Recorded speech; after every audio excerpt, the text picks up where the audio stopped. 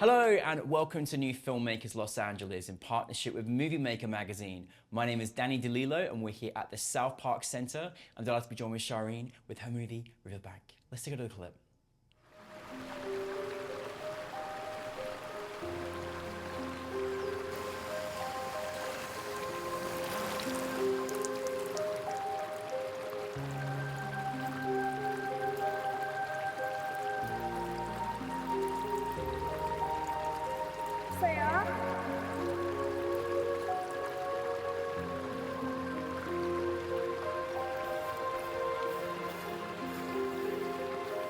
Firstly, welcome to the New Filmmakers LA family. Thanks. And thank you so much for coming all the way from Santa Fe, New Mexico to be with us. So really, really appreciate you.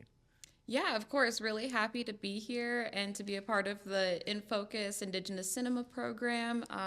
New Filmmakers of Los Angeles is really special. Well, we're so proud of you and for the film that you made, and we're so proud in particular you're part of a very, very important program to us, which is our Indigenous Cinema program, which we'll go further in talk to about as well. But for those that haven't seen your film, and also please, because you'll say it with a much better accent than me, the actual title of the film, you know, in the language, because it's beautiful. Oh, no, thank you so much. So yeah, my film is Riverbank Bokege. It's about a Tewa woman who must listen to the spirit of the river in order to free herself. This film is very special to me as it's my first film. So we've had an amazing festival circuit. There also hasn't been a narrative fiction film filmed on my reservation, my pueblo, since the 1980s. Of course, when like the Westerns were really big. So to me, it was really important to start my filmmaking career back at home, and of course to mirror a circular story structure, which I think is, it's based off of my traditional Tewa stories. And of course, I also work on projects that have a more mainstream story structure. But yeah, really happy with how this film has come to life and the spirit of the film too. I mean, goodness me, it was, I felt your whole heart went into this film, and you could feel it in just every element of the film that you made. And then when you look into your own experience as well, I mean, what was it, for you personally as well, like, what was it like making the first film, like on your reservation, and also like your first film as well? How was that experience like for you? You know, it was absolutely incredible. Of course, there were some challenges, but we had a lot of support as well. The film is made possible through the Sundance Institute Indigenous program. We got a grant through Sundance. We also got a grant through the New Mexico Senator John Pinto Memorial Fund, which is specifically for Native filmmakers.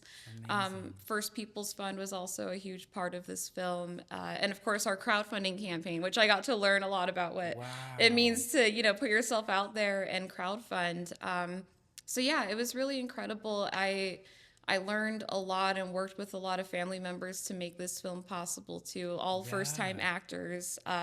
So yeah, a big learning curve, but really happy that it's out in the world, and excited for what's to come next. I mean, the most amazing thing is with your film is you obviously, well done for you by bringing in all these different elements of funding and outreach, because you know how important that is obviously in your first film, but you've obviously got a lot of amazing well-deserved support as well. Now, obviously being your first film, being personal, really like you showcase so much love up there for your own family history, and it was so beautiful to see unravel through these characters. How did this story unfold? Like, you obviously taken it from personal experiences and your family background, but how did this circulate into the characters and into this beautiful film? Yeah, no, thanks so much for asking. This film came about after the passing of my younger brother. He was 19 years old and in the U.S. Army. And, there was a lot of grief that I was navigating that I had never really experienced before, losing someone so close. And I just thought about, like, what would make my younger brother proud. And I think it was to, continue down this path that I was on in the filmmaking world. I come from 6 generations of Pueblo pottery artists. So I always joke, that you can imagine how they reacted when I said I wanted to be a filmmaker. But no, they're very supportive. Very grateful for that. One thing that we say in my family is we come from the clay and the earth, and we will return to the clay and the earth. So, that's very reflective of our respect for the circle of life, and for me, this film is about that too. We always try to think good thoughts when we make pottery, and that was the same process I took into creating Riverbank Bokege. Well, I think obviously, when it's been in a family of generations after generations, I know you're kind of used to this experience, but like, I'm just amazed actually at the sheer talent and just, what that experience has been like for you, and the fact that it's gone into generations and you're a filmmaker, but you still managed to incorporate that into the context of the story. That must have been really special kind of experience, that growing up and that being part of your family for generations. Yeah, I'm very blessed to come from a very strong traditional Pueblo pottery background. Yeah. Yeah, I'm trying to think about how to say this, but yeah, I think that pottery really helped give me the patience to become a filmmaker. I always give so much credit to my family, who, like I said, is very involved in the film. My cousin Helena Pena is the main actor in the film, and my grandmother Barbara Gonzales is also an actor in the film. And my good friend El Chuco, that I've known since middle school, also stepped up into the role, and our extras included my cousins and my younger sister. And of course, pottery makes appearance in the film as well. It has to. It has to. Yeah. Yeah. And firstly, you have a very, very talented family. That's the first thing. So I hope they're going to be in many more movies of yours. But and how special to have your grandmother and your cousin, and Yeah. she was fantastic. Just tell us a little about how you decided to cast, and obviously, did you know your family were going to be this talented making? How was that casting process?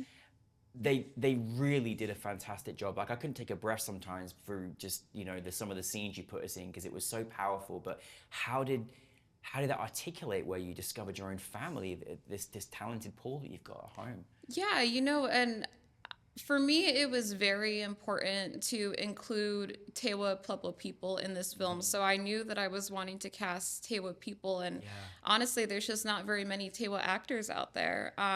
So I knew I was going to be working with first-time actors. Very grateful. We held the casting call, and my cousin Helena Pena actually submitted, and I was so happy. She had an incredible audition. I was actually supposed to have an auntie of mine play the grandmother character in the film, but of course, the week that we were supposed to film, the COVID-19 pandemic closed down New Mexico. So that was a big learning curve too, but it actually pushed back our whole filming process for a full year. And that's partially because the Pueblo shut down and they weren't allowing visitors to cross reservation boundaries. So, I wanted to make sure that the crew that I had promised to work on the film, which is largely a native crew too, was able to step onto the reservation to make the film possible. So that's so amazing. And again, I think it's everything that we want to have in our industry, where we've got true authenticity of people that can truly relate to the story, part of your cast and part of your crew. And I'm so glad to hear that you had so many amazing people in and around you. You got a talented auntie now. Goodness me, you got to put her in the next film now. I know, right? Amazing. As we've said as well earlier on, you're part of an indigenous cinema program, just obviously here in the United States, and indigenous communities and countries around the world. What did it mean to you to take something so personal to you, and because there's a lot of education that is needed, as well as being entertained, there's a lot of education that is needed in this country, particularly about indigenous communities. What did you want your audience to take from your film? I know you mentioned last night that you really wanted to be personal to your own community, but what was your kind of universal experience and reaction to that, about how you wanted people to see your film, and your first film too? Yeah, no, that's a great question. I think one of the most amazing parts of this festival circuit is we got to screen in a lot of indigenous communities, and we're all connected, and it was really incredible to see people relate in that way. And of course, like people who are not indigenous or native too, understanding that the film is very driven by emotion. And that's just like such a compliment to me because this film has a lot of emotion in it. And even though it's not told in a mainstream format of, you know, story structure, I think that people really understood that there is alternate story structures that, you know, have existed for hundreds, thousands of years. So to be part of that continuation is really exciting. And I think that, you know, Native people have a lot to offer. Obviously, it's a very great time for Native and Indigenous people in the film and television industry. And yeah, I'm just happy to be a part of that wave. And most importantly, what was it like, you know, especially as this is like, you know, including so many people from the reservation, what was the reaction been like back home? How was that experience for everyone to see, you know, not just like, you know, people they may know, like obviously your family, but also just celebrating the reservation, you know, on a big screen? Yeah, you know, it's incredible to see my family, my Pueblo watch the film. We had a screening in Santa Fe, which, you know, part of me learning about the film festival circuit, we actually held our own premiere, which I think, you know, I know that that's not normally how people go about the festival circuit, but we did have our own premiere outside of a festival because I did want this film to break as many boundaries as it could. And you know, there was lots of tears at the end of the film. We got to in our program, I created like a short film program that really celebrated other Tewa stories too. Great. So yeah, my younger sister had a film in our program. You've got one talented family. My goodness. Wow. Yeah, you know, and another cousin of mine had a dance film that we screened, and I think it just, you know, it shows how we are storytellers with any medium that we choose. Really, it's so ingrained in us. Yeah, absolutely. And I think there's, you know, I think one thing that's very, very special about, you know, having Indigenous programs as part of, you know, any festival in and around the world is there's no other community that really celebrate the planet, the earth, quite like an Indigenous community. And I think it comes through in so many films.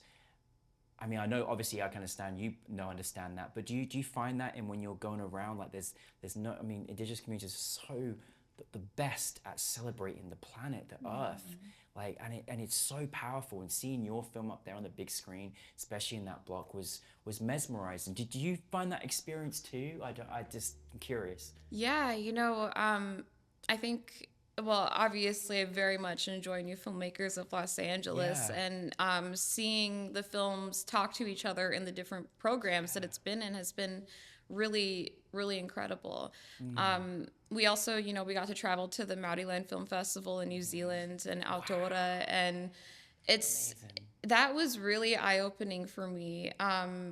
Getting to know other Indigenous people, you know, basically on the other side of the world, and seeing how connected we are, you know, through the land and the water, and even down to our regalia and how we go about respecting the land and the earth. It's something that is there's a spirit there, you know, and I'm really happy that this film has had the opportunity to talk to other Indigenous films in that way, you know, from all over the world. We've screened in Canada, Finland, you know, New Zealand, and all over the U.S. So well deserved, because you're a great storyteller and with the most amazingly talented family. My goodness, it goes on. I hope they've all got jobs for the next film. But anyways, what is next for you? Yeah, no.